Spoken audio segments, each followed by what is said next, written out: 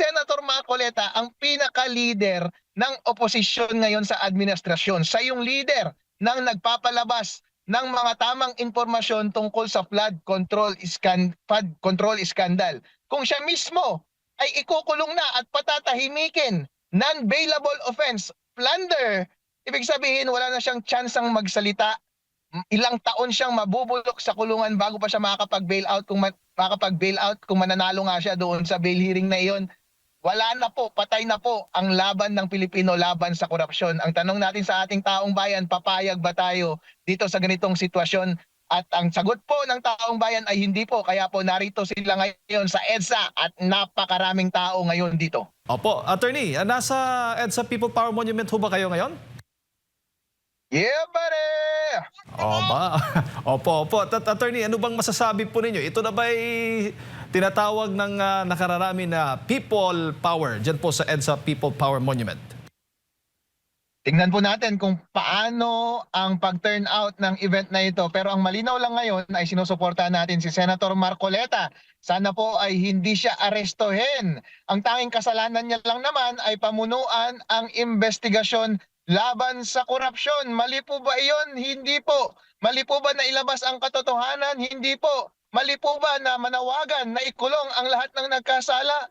Hindi po. Kaya't hanggat malaya ang mga nagkasala, hanggat pinagtatakpan ang katotohanan, hanggat malaya ang mga dapat manugot dito sa flood control scandal, dapat narito po tayo na nagbabantay at malaya dapat tayong ipahayag ang ating damdamin. Hindi po pwede na balukturin nila ang batas at ang ikukulong po nila ay yung mga namumuno para ilabas ang katotohanan. Kaya nandito po tayo sa EDSA para suportahan si Senator Marcoleta at sana ay hindi siya sampahan ng kaso ngayong linggong ito at hindi siya maaresto. Opo, kailangan ho ba ng isang public statement mula sa Ombudsman para o kaugnay dito sa panawagan ng INC at ng iba pang mga grupo? Hindi ko po alam kung ano ang papayag ba ang taong bayan na basta-basta na lamang nababuyin ng administrasyong ito ng ombudsman ang ating batas.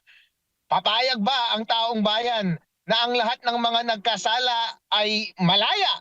Papayag ba ang taong bayan na yung mga taong nasa harap na siyang nag-promote na ilabas ang katotohanan at panagutin ang lahat ng mga nagkamali sa korupsyon ay sila pa ang makukulong? Tignan po natin dahil ang rally po na ito ay hindi negosasyon ni Marcoleta lamang, ng ombudsman lamang, kundi ito po ay rally ng taong bayan. Nandito na po sila para ipakita ang kanilang lakas.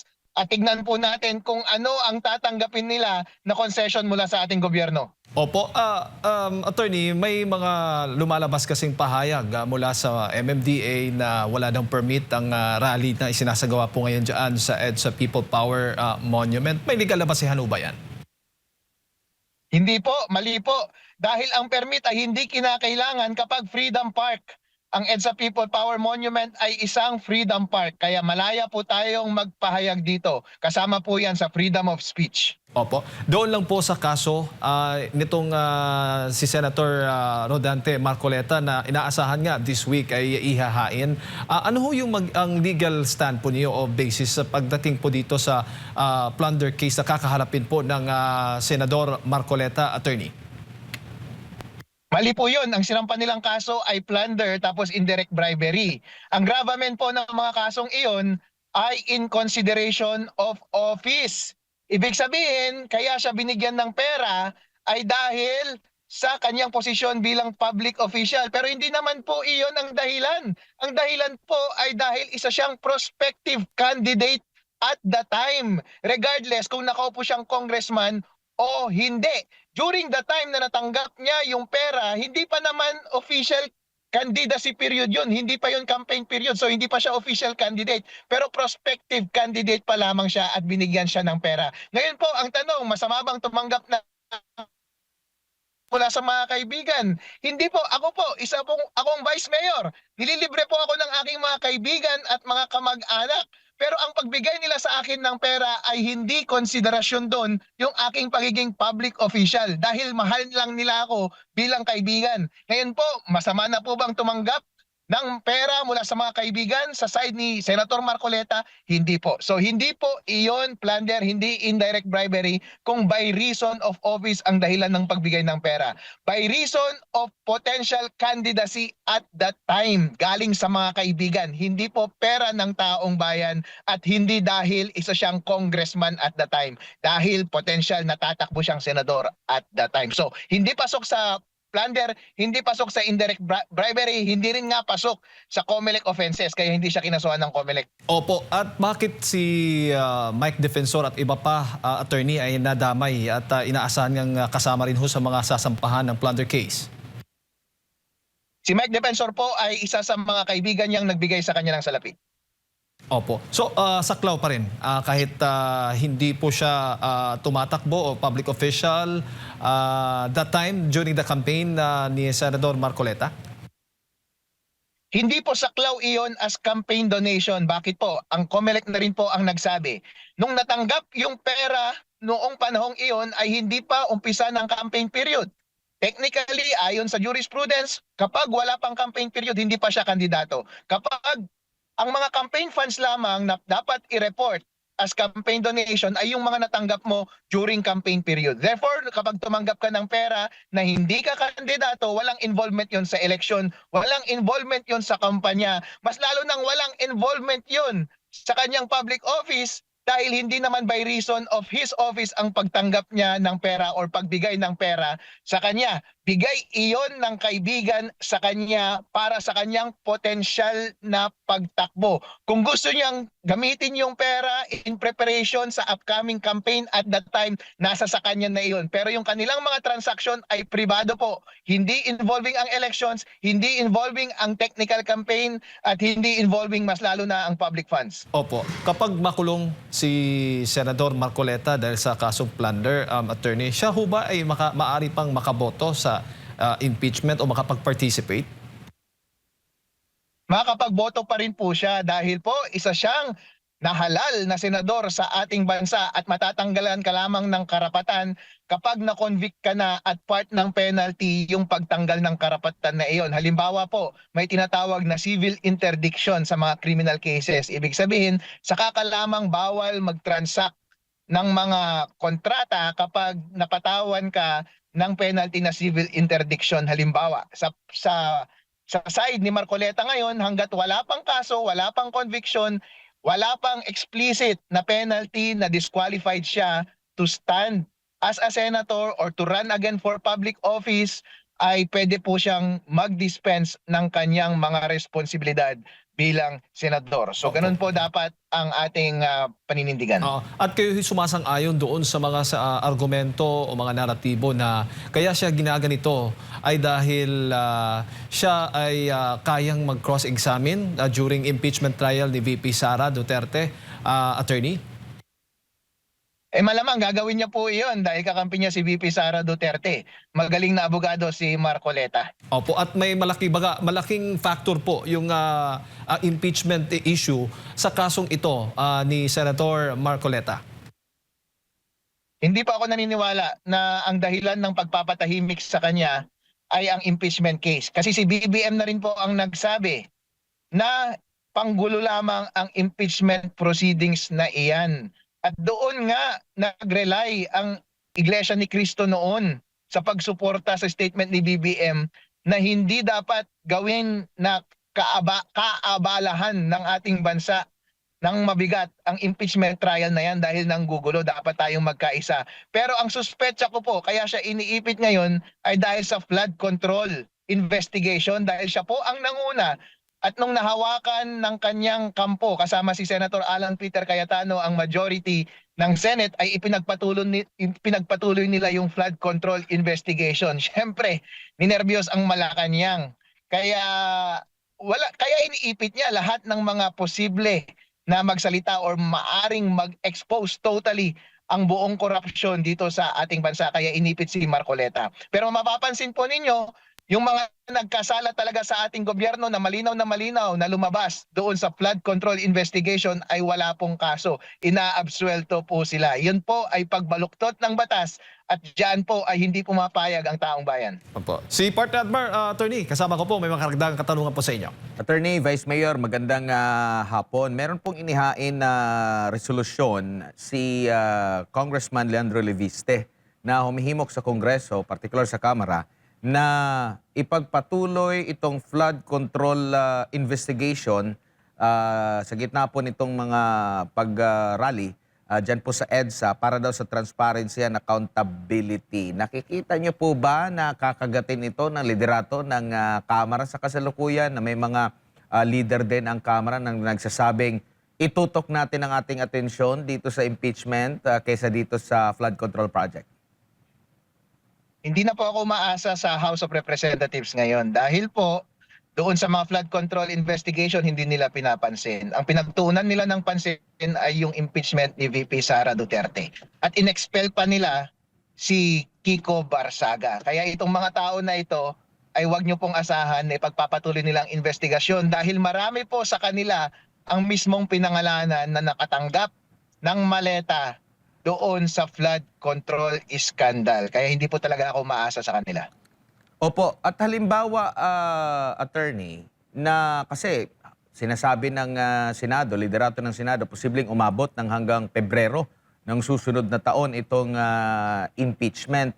Sa Senado ba, mayroon kayo nakikita na puwang pa doon na mabigyan pa ng pagkakataon, lalo na mayroon nang lumabas pa na dagdag doon sa mga dating mga sundalo, kaugnay sa kanila aligasyon patungkol dito sa flood control projects, at kung sakaling hindi na nila ito bubuksan muli, ito na ba yung magiging sukdula na at dito na talagang kikilos ang taong bayan? Ito na talaga yung sukdulan na. Wala na tayong pag-asa pa mula sa Senate. Kasi nga, kinuha na nila yung liderato mula kay Marcoleta at Senator Alan Peter Cayetano. Kaya bumaliktad si Villanueva, kaya bumaliktad si Escudero dahil damay sila sa flood control. Ginawang hostage sila na kapag side pa rin sila ni Sara, ay kakasuhan sila. Pero kapag bumaliktad sila at palitan yung liderato at yung lideratong iyon ay hindi na ipagpapatuloy yung investigasyon doon sa flood control, ay hindi na sila kakasuhan. So yun talaga ang kapalit ng kanilang pagbaliktad. Kaya it looks like na tutuparin nila yung end nila ng bargain. Kaya hanggang ngayon ay wala pa rin nangyayari dyan sa Blue Ribbon Committee. Walang patuloy na nangyayari doon sa flood control investigation. Pero ikumpara nyo po yan sa nangyari nung panahon ni Senator Alan Peter Cayetano at Marcoleta. Napaka-brief ng moment na iyon. Napaka-ikli lamang. Pero agad-agad, meron kaagad expose at napakabibigat. Yung mga mahalagang tao ay dumating bilang witness at walang preno. Inilabas talaga ang lahat ng pangalan ng mga involved doon sa flood control scandal. Yun po ang transparency. At yun po ang nawawala ngayon sa ating gobyerno na. Wala tayong pag-asa sa Senate, walang pag-asa sa House of Representatives, walang pag-asa sa Ombudsman na siya sana ang last bastion ng pagprotekta at pag-prosecute ng mga nagkakasalang mga public official. Naging tuta na rin siya ni Marcos. Yung mga executive department, sila rin po ang nailabas na may kasalanan doon sa flood control project. Meron pa ba tayong pupuntahan na avenue para po sila ay mapanagot? Wala na po. Yan po. Kaya po, hindi na po pwedeng magtiis pa ang taong bayan. Ito na po yung last straw. Yung leader ng investigasyon laban sa flood control corruption ay ikukulong na nila. Kapag ginawa nila iyon, totally talagang pinapakita ng gobyernong ito sa atin na tinatapakan talaga nila ang ating kalayaan at ang ating karapatan na malaman ng katotohanan pagdating sa korupsyon sa ating bansa. At kailangan natin gumawa ng paraan. Huli na lang po mula sa akin, attorney, saan na lang lalapit po ngayon ang mga nais nitong transparency at accountability? Kasi ang mga nagiging kritiko sa mga hakbang ng gobyerno ay tila iniisa-isa at hinahanapan po ng butas, attorney. Opo, ngayon po, ako po may kaso mula kay Matibag, mula sa COMELEC may kaso dahil lamang nagsasalita kami laban sa korupsyon. Ganon din si Kiko Barsaga, gayon din si Lian Leviste, at gayon din si Mike Defensor. Kung mapapansin nyo po, kami po yung mga pinaka-epektibong magsalita laban sa korupsyon sa ating bansa. Pero lahat kami ay kinasuhan. si Mike renade yung kanyang building na pinaparentahan lamang. Ngayon po, talagang wala na kaming ibang pupuntahan. Ang hinihintay na lang namin ay talagang makulong kami, na may warrant of arrest kami, na hindi na kami mabe-bail out. Yun po ang gagawin nila kay Senator Marcoleta ngayon. As a matter of fact, kung titignan natin, si Senator Marcoleta ang pinaka-leader ng oposisyon ngayon sa administrasyon. Siya yung leader ng nagpapalabas ng mga tamang impormasyon tungkol sa flood control scandal. Kung siya mismo ay ikukulong na at patatahimikin, non-bailable offense, plunder, ibig sabihin wala na siyang tsansang magsalita. Ilang taon siyang mabubulok sa kulungan bago pa siya makakapag-bail out kung mananalo nga siya doon sa bail hearing na iyon. Wala na po, patay na po ang laban ng Pilipino laban sa korupsyon. Ang tanong natin sa ating taong bayan, papayag ba tayo dito sa ganitong sitwasyon? At ang sagot po ng taong bayan ay hindi po. Kaya po narito sila ngayon sa EDSA at napakaraming tao ngayon dito. Opo, Attorney, si Jade po ulit ito. Hindi lamang po si Senator Marcoleta, kundi marami pa po sa mga kasamahan niya ang nahaharap din po sa mga reklamo at kaso. Ano sa tingin po ninyo ang possible na mangyari sa komposisyon ng Senado? Doon po sa komposisyon ng Senado, mahina na talaga ang minority pagdating ng flood control investigation. Dahil po hawak nilang majority. For as long as hawak ng administration, pro-administration ang majority ng Senate, yung flood control investigation, wag tayong umasa dyan. Pero pagdating sa impeachment ni VP Sara Duterte, ang kailangan nila dyan, positive na 16 voting for conviction. Medyo mahina sila doon dahil kulang pa rin sila. But in any case, kung kinuha nyo na sa amin ang Blue Ribbon Committee, wala na kaming authoritative avenue, which is the Senate Blue Ribbon Committee, in which we can investigate yung flood control scandal. Kahit sana payagan nyo kami na magsalita ng malaya sa social media at anumang avenue. Huwag nyo kaming kasuhan. Huwag nyo kaming kasuhan ng non-bailable. Mas lalo nang huwag ninyong arestuhin si Senator Marcoleta dahil siya yung leader ng oposisyon, siya yung leader ng pag-iimbestiga ng flood control scandal at siya yung leader ng pagpapalabas ng katotohanan tungkol sa korupsyon. Opo, Attorney, walang uwian. Diyan ba sa EDSA People Monument? Walang uwian, umulan man o umaraw. May puyat man o wala, may tulog man o wala, mag-vitamins kayo, magdala kayo ng maraming tubig. May mga CR po dito, may mga pagkain din. Mga volunteers natin namimigay ng pagkain, nagkakaisa po kaming lahat para hindi kami mahirapan dito sa lugar na ito. Ang overwhelming po na mood dito sa lugar na ito ay sama-sama kami despite all odds. Kahit umulan, kahit mainit, kung darating ang init, kahit maihi ka, o kailangan mong gumamit ng CR, nariyan po lahat. Nagtutulungan po kami. Kaya walang nagugutom dito, walang naiihi, walang nagpipila ng masyado doon sa CR. Napaka-komportable po kami dito. Dahil kapag kami po ay nagsasama-sama para protektahan ng aming leader na si Senator Marcoleta at hindi siya makulong, para hindi at last mapatahimik ang boses laban sa korupsyon, ay willing po kami na magtulungan at magkaisa para lamang hindi nila totally na matapakan at makurap ang rule of law dito sa ating bansa. Alright. Attorney, siguro mensahe po ninyo sa mga kababayan na nanonood po at nakikinig sa inyo sa mga oras na ito. Alright, syempre mga kababayan, suportahan po natin si Senator Marcoleta sa kanyang leadership pagdating sa paglaban ng korupsyon dito sa bansang Pilipinas. Wala pong mali na manawagan na ilabas ang katotohanan. Wala pong mali na manawagan na ipakulong ang lahat ng nagkasala sa flood control scandal. Ang mali po ay yung ginagawa ni Ombudsman Remulla at ng administrasyon na ito na ipinapakulong upang patahimikin ang leader ng boses na lumalaban doon sa korupsyon. Ang mali po ay yung kanilang patuloy na pagbubulag-bulagan sa mga kamalian ng kanilang mga kakampi. Kaya hindi sila pinapatawan ng kaso at ipinakukulong. Bagkos ang kanilang pinakukulong ay yung mga nagsusumbong at yung mga patuloy na naghahanap ng katotohanan. Baliktad na po ang katarungan dito sa Pilipinas. Wala na po tayong place of refuge. Wala na po ang House of Representatives. Wala na rin po ang Senate. Ang tanging avenue na lang natin ay itong EDSA. Itong territory na ito, wag na nating ibigay sa kanila. I-preserve natin ang ating kalayaan, ang ating lakas bilang sambayan ng Pilipinas.